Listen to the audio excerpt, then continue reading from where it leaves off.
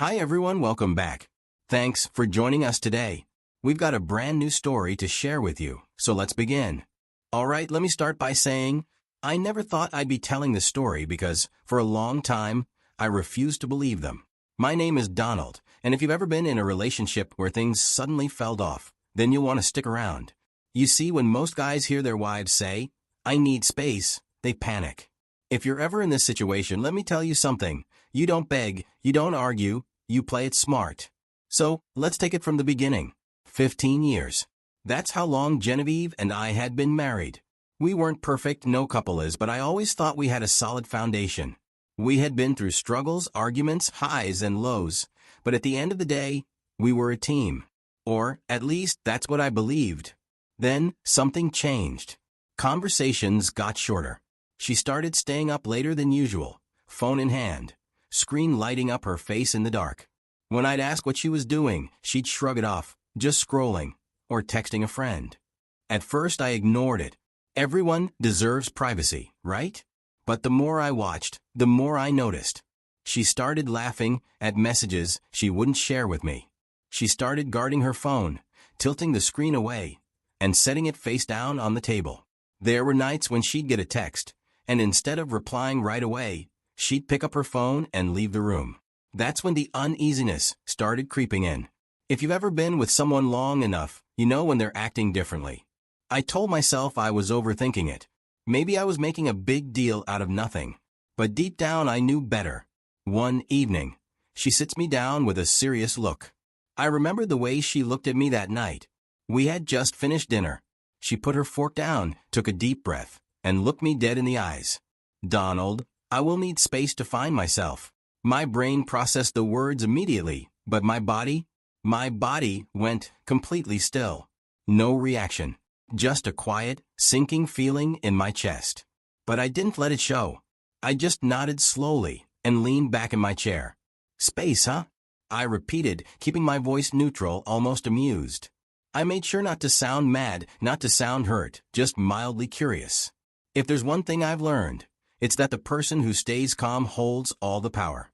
She hesitated like she wasn't expecting me to take it so lightly. That's when I knew this wasn't about needing time alone to think or some midlife self-reflection. Something else was going on. My gut told me that much. And when your gut speaks, you listen. I asked her what she meant exactly. Did she need time alone in the house? Did she want to go somewhere? Was she feeling overwhelmed? She gave me vague, empty responses, things like, I just need to figure things out. Figure what out? I watched her closely. The way she avoided eye contact. The way she fidgeted with her fingers. Right then I made a decision. I sure as hell wasn't going to ask her 100 questions she had already decided not to answer. No. Instead, I was going to find out the truth for myself. People say trust your partner. I say trust your instincts. And my instincts were screaming at me. So the days that followed I started digging. Sometimes, the truth isn't buried deep. It's just sitting there, waiting for someone to pay attention. First, I checked her phone records. Nothing crazy, just a simple check to see if there was a recurring number. And sure enough, one stood out. Over and over. Next, I went through her social media, paying attention to the subtle things. Who was liking her posts? Who was commenting? More importantly, who was she suddenly following again?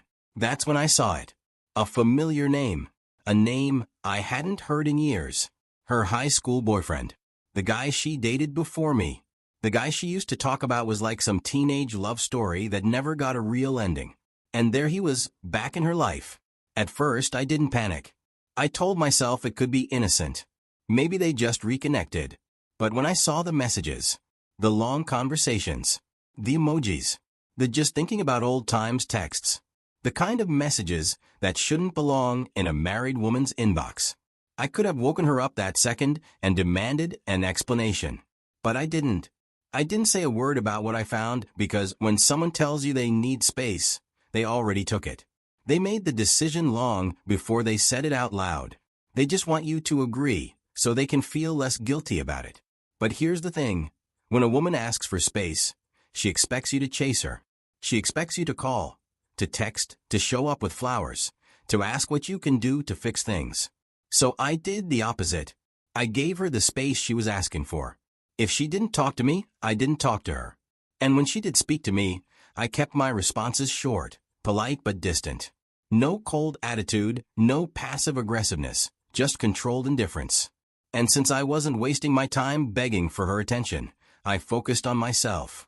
First stop, the gym. I hit the weights harder than I had in years. I wasn't doing it to impress her. I was doing it because it felt damn good to put my energy into something that actually benefited me. Then I upgraded my wardrobe, got myself some new, well-fitted clothes, and threw out the old, worn-out stuff she never even noticed I was wearing. Fresh haircut, clean shave. Every morning, I looked in the mirror and saw a man who wasn't waiting around to be chosen. But the best part? I rekindled my social life. I started going out with friends again, guys I hadn't seen in months, even years, because I had spent so much time prioritizing my marriage. I started accepting invitations instead of making excuses. Friday night came.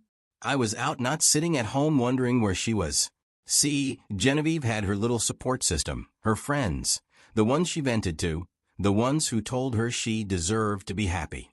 But those same women? They noticed the change in me real quick. When I'd run into them, I wasn't the bitter, heartbroken husband they were expecting. I was confident, relaxed, and unbothered. I cracked jokes, smiled more, and kept the conversations light and engaging. And they noticed. At first, it was subtle. A quick glance, a lingering smile, a casual, "Wow, Donald, you're looking good these days." Then it escalated. Compliments became curiosity. And you better believe she saw it too. She saw the way they laughed at my jokes and how they lingered in conversations with me. At first, Genevieve enjoyed her so-called freedom. She thought she had made the right choice, convincing herself that she just needed time to breathe, to explore, to figure things out. But the shift in dynamics didn't go unnoticed, and soon, her excitement turned into unease. She wasn't expecting the changes in me. She thought I'd be sulking, waiting around for her to come back, desperate to prove my worth. Instead, I flipped the script. I had moved on with my life. And that got to her. The first signs of her jealousy were subtle, small, fleeting expressions that she tried to mask. But I saw it. The way she tensed up when she caught her friends giggling around me, touching my arm as they laughed at my jokes. The way her best friend started being extra nice to me, throwing compliments my way every chance she got. I wasn't doing anything special, just being me, but better. And it was working. Genevieve noticed, and that's when it hit her. She was losing me. The very thing she thought she wanted, distance, was now turning against her. She couldn't help herself. One evening, while I was casually sitting in the living room, she walked in and asked, "How was your day?" Just like that. Simple. Casual. As if nothing had happened. I didn't give her what she was looking for. It was good. That's all I said. No details, no enthusiasm, just a neutral response. I kept my tone light but distant, polite but uninterested. I wasn't mean, I wasn't rude, but I made sure she felt the change. She wasn't my priority anymore. I saw it in her face. She was expecting more. She thought I'd light up at the sound of her voice, eager to engage. But that's not how the game worked anymore. I was done playing on her terms. That moment, that was the beginning of her realization. A few days later, she made another attempt. This time, she put in effort. She started talking to me more. Not just casual small talk, but real conversations. Asking about my plans, commenting on my appearance, and dropping hints that she was noticing the new me. Then came the date night suggestion. We should go out sometime, just us. Dinner maybe? I knew what she was doing. She was trying to slip back and like nothing had happened, expecting that I'd jump at the opportunity. But I wasn't about to make it that easy. I played it cool. I nodded. Maybe. Let me check my schedule. That answer killed her. She expected me to agree immediately, to be relieved that she was finally coming back. Instead, she had to sit with uncertainty, the same uncertainty she had thrown my way when she asked for space. Then came the dressing up. She started wearing the outfits she knew I liked, fixing her hair, and wearing perfume around the house. Little things, but they were obvious. She wasn't doing it for herself, she was doing it for my attention. And still I didn't bite. I was cool, composed, and in control. It was only a matter of time before she cracked. And when she did, I made sure to remember every detail. One night, she finally said it. The words I knew were coming but refused to drag out of her. She sat down, looked me straight in the eye, and admitted her mistake. I think I made a mistake. Her voice was softer now, uncertain. I don't need space, I need us. I leaned back, watching her, letting her words settle. Then, I gave her the answer that had been waiting on my tongue for months. I gave you space because you asked for it. But now I'm not sure if I want to go back to how things were. Her face fell. That's when she knew. The power had shifted. I could see the regret in her eyes. She knew she had played herself. But at that point it didn't matter anymore. I'm done, I told her, my voice steady. You wanted space, and I realized I deserved someone who never needed it in the first place. And just like that it was over. I watched as she sat there, stunned, unable to process how the man she thought would always be waiting for her had slipped right through her fingers. The high school sweetheart? A joke. A distraction. He was never serious about her, just an old flame playing with her emotions, using her to relive his past before going back to his own life. The separation took months to finalize, but before everything was said and done, she confessed to me. I regret it. I regret all of it. But by then, I had already moved on.